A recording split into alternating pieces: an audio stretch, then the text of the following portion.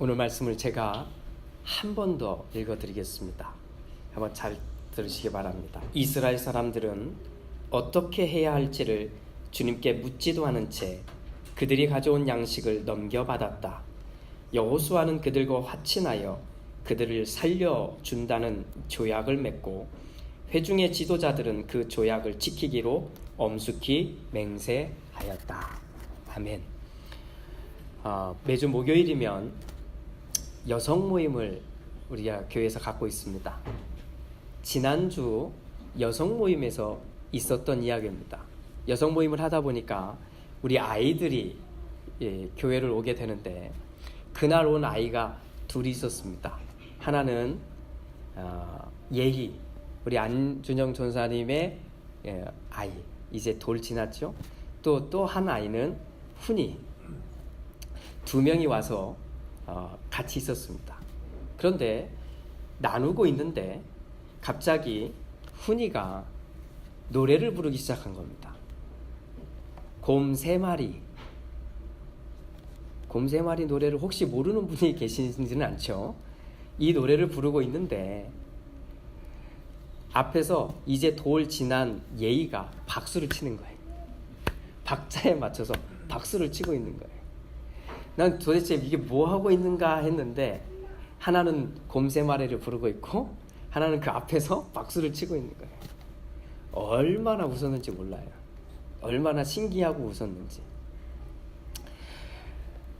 신앙생활을 하면서 하나님이 우리에게 바라시는 게 뭘까를 한번 생각해 보게 됩니다.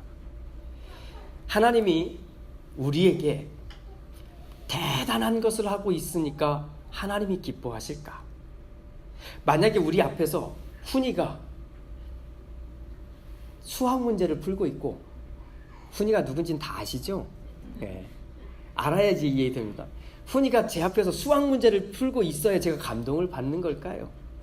아니잖아요. 이 아이는 정말 너무 작은 아이들인데 이것만 가지고도 웃음을 주고 기쁨을 주는데 하나님은 어떨까라고 생각을 해봅니다. 하나님이 우리에게 기대하는 게 막 정말 엄청나네요. 이것을 기대한다면 어쩌면 우리가 잘못 생각하는 것일 수 있을 것 같습니다. 하나님은 그냥 내가 즐겁고 행복해서 하나님께 드리는 모습만 가지고도 하나님은 정말 기뻐할 것 같습니다.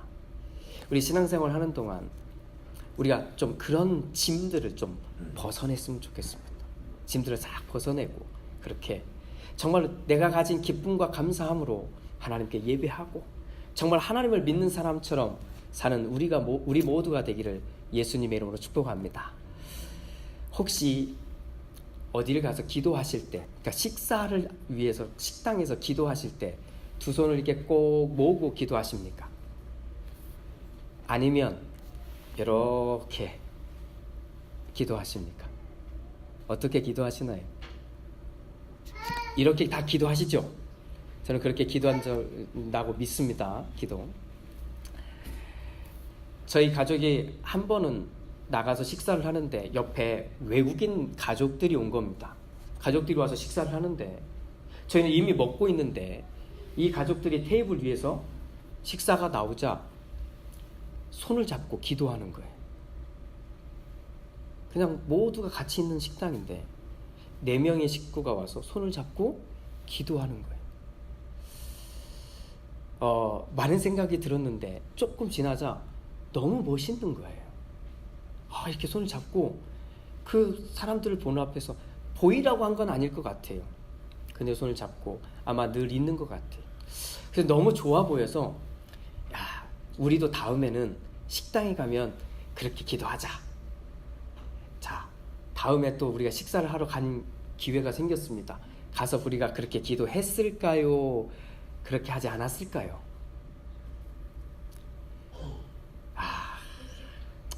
일부 예배 때는 저를 믿는 분이 한 분 계셔서 했을 거라고 했는데 2부 때는 고개를 이렇게 젓는 분이 너무 많은 것 같아서 했습니다. 했어요. 그런데 너무 좋은 거예요. 보여줘서 좋은 게 아니라 이럴 수 있구나. 이렇게 기도할 수 있겠구나라고 하는 게 되니까 너무 좋은 거예요. 보여주려고 하는 거 말고요. 그런데 혹시 식당에 가서 내가 혼자 식사를 하기 위해서 손을 모으고 이렇게 기도하는데 종업원이 와서 이렇게 말하는 걸 들어본 적 있으십니까? 교회 다니시나 봐요. 이런 말 혹시 들어보신 적 있으십니까?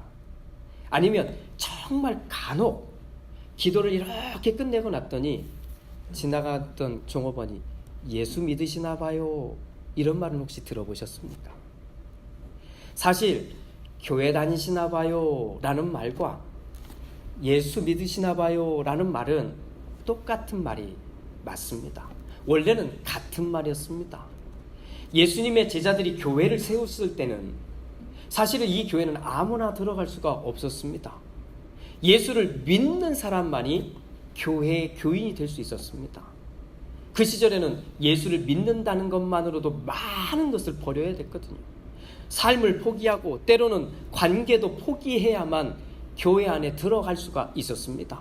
더 가면 생명을 버릴 각오를 해야 교회 멤버가 될 수 있었거든요.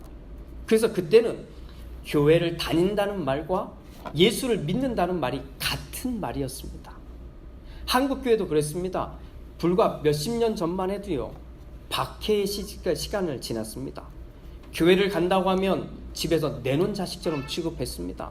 교회를 다니는 것만 해도 완전히 호적에서 이름을 팔 정도까지 심각하게 고통을 겪었던 시절이 있었습니다. 그때를 우리는 박해의 시대 또는 순교의 시대라고 말합니다.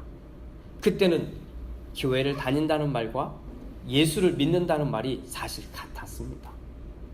근데 이제 시간이 좀 지나면서 안타까운 일이 벌어졌습니다.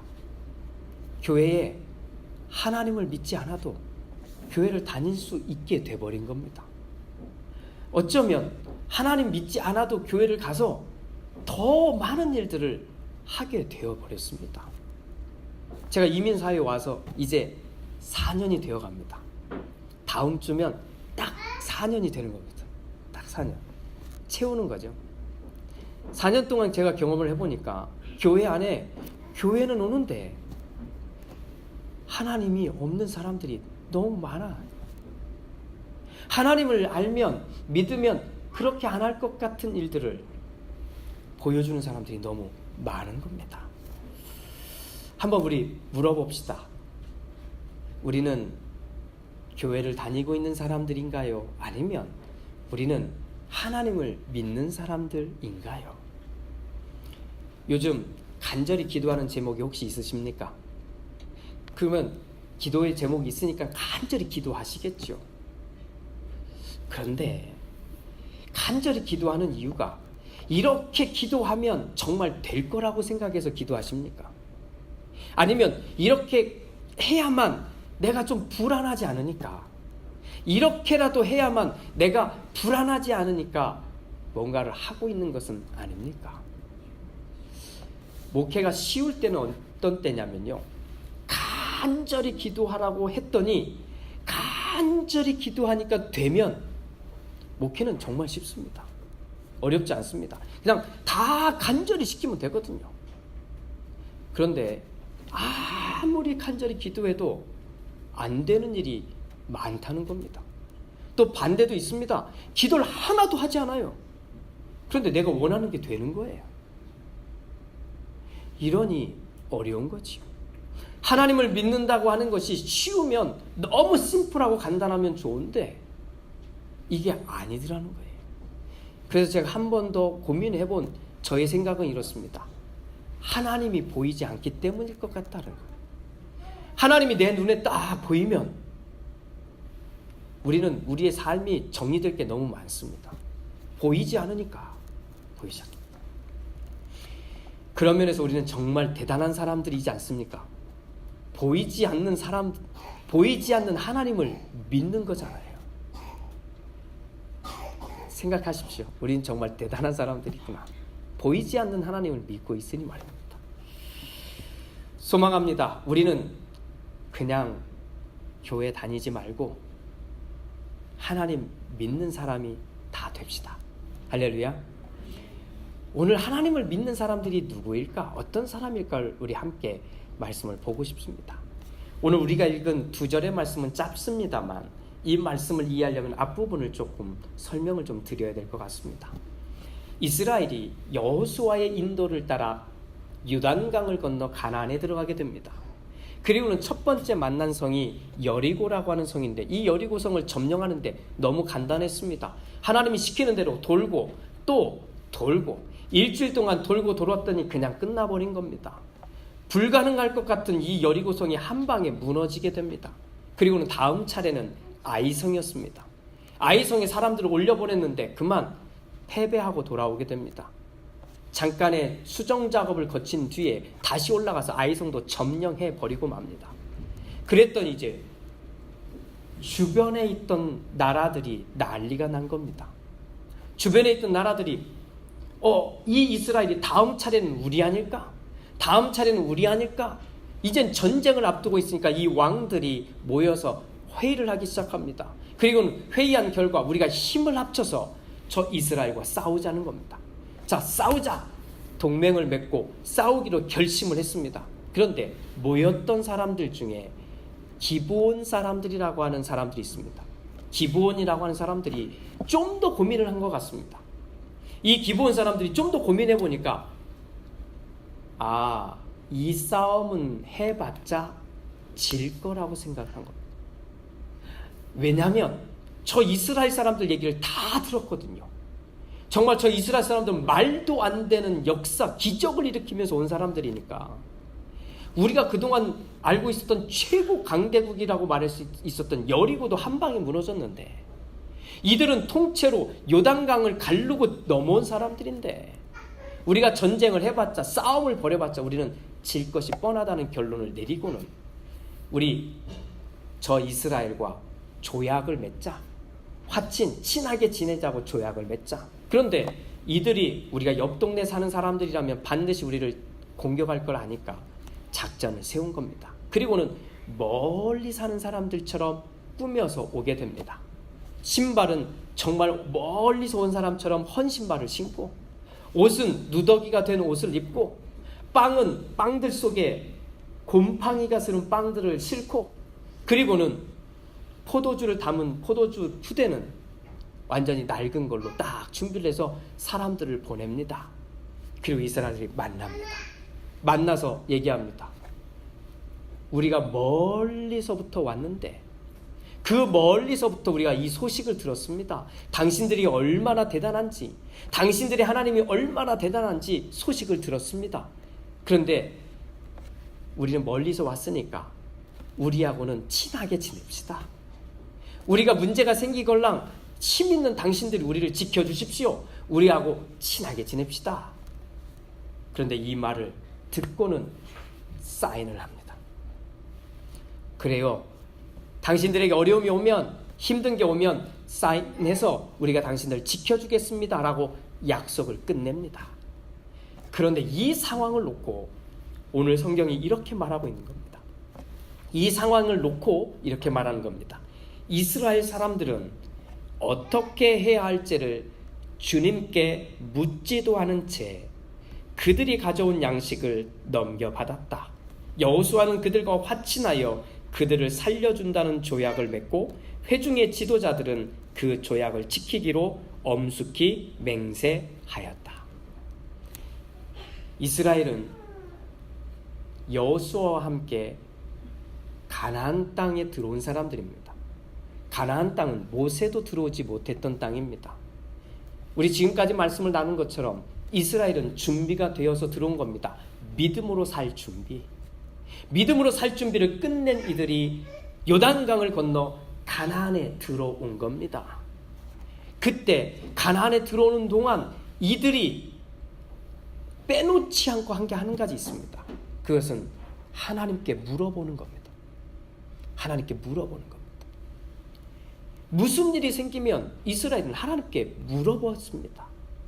이것이 이스라엘이 광야에서 정말로 제대로 훈련을 받은 그 훈련의 내용이었습니다. 처음에는 그러지 않았습니다. 모세와 함께 이스라엘이 광야에 있을 때는요, 이들은 불평할 일이 생기면 불평을 시작합니다. 문제가 생기면 불평을 먼저 합니다. 그런데 조금 지나고 아니구나. 이게 불평할 일이 아니라 이런 어려움이 오면 하나님을 바라봐야 되겠구나 하는 것을 깨닫게 된 것이 광야에서의 훈련이었습니다. 그래서 이들은 우리가 광야에서 있었던 일들을 잘 아는 분들은 다 압니다. 무슨 일이 할까요? 어려움이 오면 처음에는 불평하지만 어려움이 오면 하나님을 바라보는 이 훈련을 광야에서 잘 해왔던 겁니다. 자, 여기서 한 가지는 우리가 짚고 갑시다. 이들이 하나님께 찾고 하나님께 물어봤다는 얘기를 오늘 우리가 하는 기도라고 단순하게 적용하면 안 됩니다. 왜냐하면 오늘 우리가 하는 기도는 이스라엘 사람들이 하는 기도하고 달라졌기 때문입니다. 우리는 기도한다고 하면 어떻게 기도합니까? 문제가 오면 문제를 해결해 달라고 기도하지요. 그렇죠? 어려움이 오면 어려움이 해결해 달라고 어려움을 해결해 달라고 기도하지요. 아픔이 오면 이 아픔을 해결해 달라고 기도하지요. 이 기도가 잘못됐다는 게 아니라 당연한데 이스라엘 사람들이 광야에서 받은 훈련은 이게 아니었습니다. 아픔이 오면 이 아픔이 왜 왔지? 이걸 하나님께 묻는 겁니다. 고통이 오면 이 고통이 나한테 왜 왔지? 하고 하나님께 묻는 겁니다. 이 훈련을 한 겁니다. 이 훈련을. 그러니 우리가 하고 있는 기도하고는 좀 다르지요. 정리해보면 이렇습니다. 여러분, 힘든 일이 오십니까? 아픔이 찾아옵니까? 고통이 찾아옵니까? 그러면 당연히 기도해야 됩니다. 당연히. 이거는 우리 기독교인만 그렇게 하지 않습니다. 나름대로 자기들이 신이라고 믿고 있는 모든 종교인들은요, 아픔이 찾아오고 고통이 찾아오고 어려움이 찾아오면 힘든 일이 찾아오면 엎드리는 건 모든 종교인들이 똑같이 하는 거거든요. 그들의 신들이 이상한 신들이기에 아니면 없는 신이기에 우리는 인정하지 않을 뿐 신이라고 하는 존재를 믿는 모든 사람들은 이렇게 합니다. 그런데 이스라엘이 광야에서 한 훈련은 그 훈련이 아니라 그 문제가 오면 하나님을 찾는 겁니다. 왜 나에게 이런 문제가 왔는지를 하나님께 묻는 겁니다. 나에게 이 어려움이 온 이유가 뭘까를 하나님께 물었던 겁니다. 그래서 이 훈련을 다 끝낸 이들이 여호수아를 따라 요단강을 건너 가나안 땅에 들어간 겁니다. 그래서 가나안 땅에 들어가는 장면들을 우리 다 봤지 않습니까? 하나님, 요단강이 앞에 있는데 어떻게 해야 될까요? 너희는 이렇게 해라. 네, 알겠습니다 하고 요단강을 건너갑니다. 요단강을 건넌 뒤에 하나님, 그럼 우리는 무엇을 해야 될까요? 그때 하나님은 또 이렇게 해라. 네, 알겠습니다. 여리고성을 앞에 두고는 하나님, 우리가 어떻게 해야 될까요? 물을 때 대답합니다. 하나님이 말씀하신 대로 또 합니다. 이것이 이스라엘이 훈련되어져 왔던 모습이었던 겁니다. 자, 그렇게 여리고성도 넘고 아이성도 넘었습니다. 그런데 너무 잘 나갔기 때문일까요? 그냥 계속 성공합니다. 계속 너무 잘 됩니다. 너무 잘 나갑니다. 그래서일까요? 오늘 성경은 이렇게 말합니다. 이스라엘 사람들이 어떻게 해야 할지를 주님께 물어보지 않은 채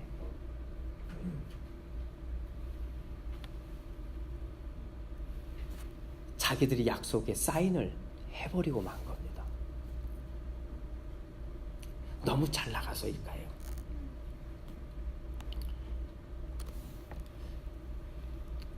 누구나 할 것 없이 우리는 이 과정을 사실은 지나갑니다.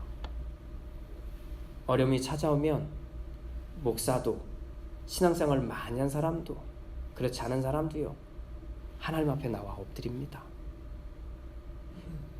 이건 특별한 게 아니라 그냥 너무 자연스러운 것 같아요.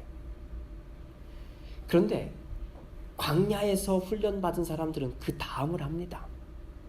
나에게 왜 이 어려움이 왔지? 나에게 왜 이 고통이 왔지? 나에게 왜 문제가 왔지? 까지 묻는 겁니다. 사실은 여기까지만 물을 수 있어도요, 신앙은 대단한 거예요.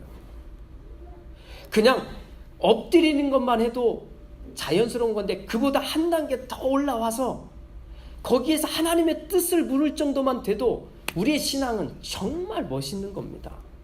그런데 오늘 성경은 그 다음 이야기를 해주고 있어요.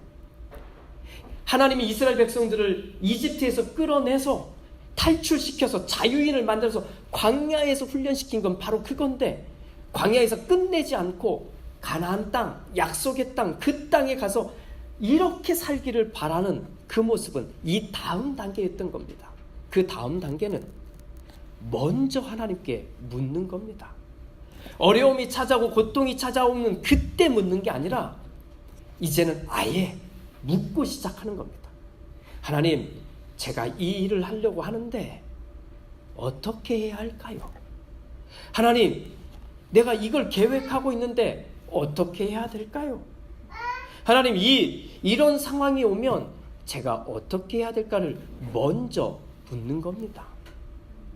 그런데 그렇게 묻는 사람도, 그게 준비가 되어 있는 사람도 오늘 이 실수를 하고 있는 겁니다.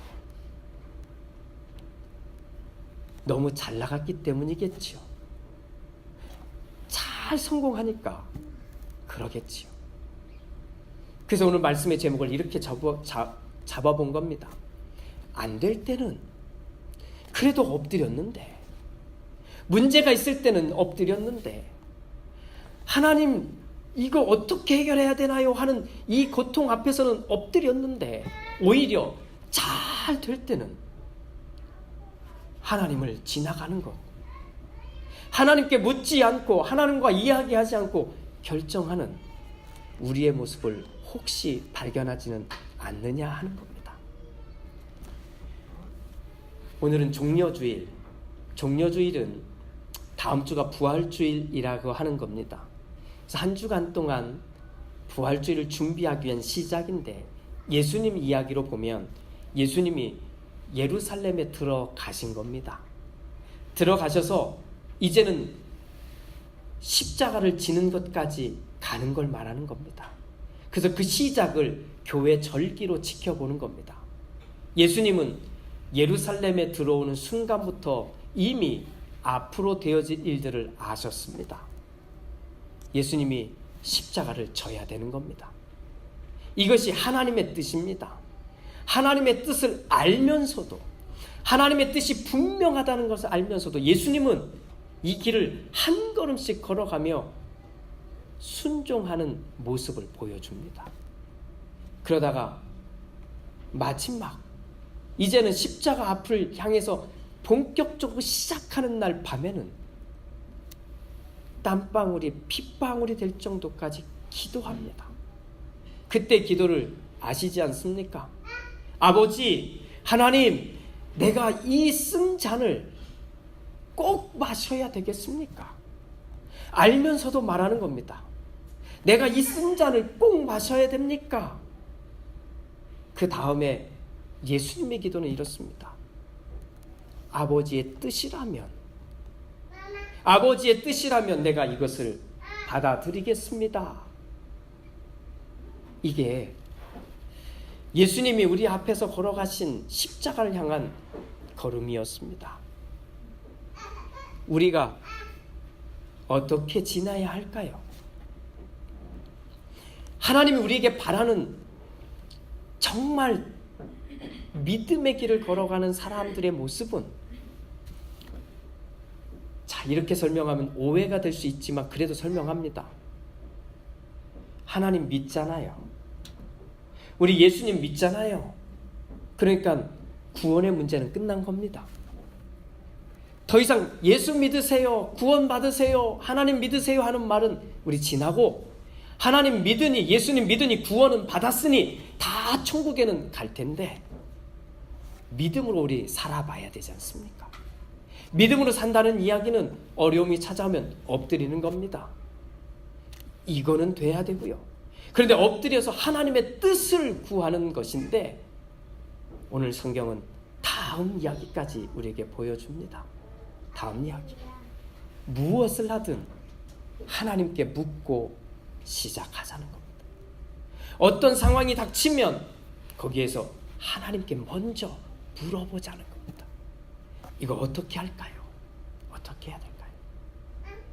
오늘 여호수아와 이스라엘은 아주 중요한 실수를 한 부분을 보여줍니다. 하나님께 묻지도 않은 채 일을 벌입니다. 사랑하는 성도 여러분, 우리는 하나씩 믿음으로 살아갈 겁니다. 그러니 옆에 계신 분들이 믿음으로 살아갈 때 마음껏 격려해 주십시오. 정말 믿음으로 살아가고 있다면 그 믿음에 정말 힘을 실어 주십시오. 그런데 우리가 같이 소망해야 될 것, 무엇을 시작하든 어떤 상황이든 그것이 잘 될 때일 때라도 하나님께 물읍시다. 하나님, 제가 잘 가고 있나요? 하나님, 이 상황에 내가 잘 결정할 수 있나요? 이 상황에 아버지 하나님이 뜻하는 게 무엇인가요?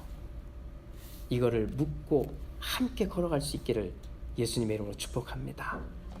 믿음의 길, 하나님과 동행하는 것, 하나님을 믿고 믿음으로 살아가는 건 이 물음을 가지고 있는 겁니다. 하나님, 내가 어떻게 할까요? 이겁니다. 하나님, 내가 어떻게 할까요? 기도하겠습니다.